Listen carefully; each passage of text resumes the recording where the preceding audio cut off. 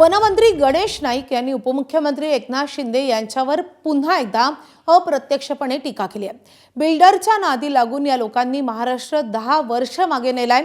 माझं कोणत्या व्यक्तीशी वाद नाही, मात्र जनतेला गृहीत धरून जनता सहन करेल असा समज ठेवून कोणी नाटक करेल तर त्याच्या नाटकाचा तमाशा कसा आहे हे दाखवायचं काम गणेश नाईक करेल, अशी खरमरीत टीका गणेश नाईकांनी केली आहे। त्यांच्या या वक्तव्यावर राजकीय वर्तुळातून काय प्रतिक्रिया आल्यात आपण पाहूया।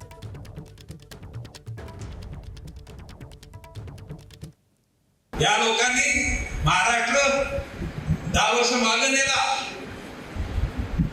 बिल्डरच्या नांदी लागून माझं म्हणणे, माझं कुठल्या व्यक्तीशी वाद नाही।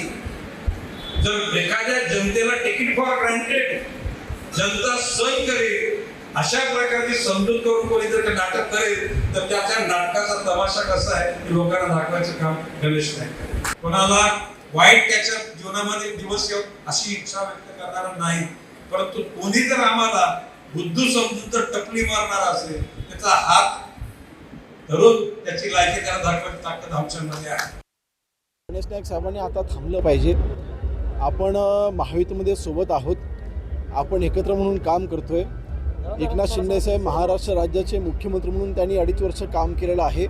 माननीय एकनाथ शिंदे साहेबांनी उठाव केला नसता तर आज गणेश नाईक साहेब मंत्री देखील नसते, याची जाणीव त्यांनी ठेवली पाहिजे।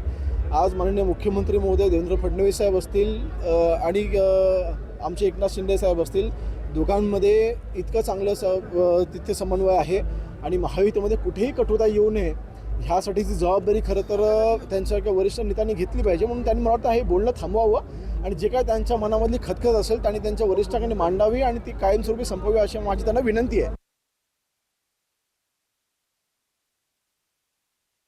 त्यांच्या सरकारमध्ये असलेली मंत्र्यांनी टीका केली। आता काय मंत्र्यांकडे डेटा खूप येत असतो तर कदाचित खरंही असू शकतं, तर त्याचा आपण विचार केला पाहिजे। आणि एकनाथ शिंदेंनी 10 वर्ष काय कितीतरी शेकडो वर्ष माणुसकीला मागे नेलेलं आहे। केस लागली की दरेगावला का पलटात हा आपण विचार करावा। एबीपी माझा, उघडा डोळे बघा नीट।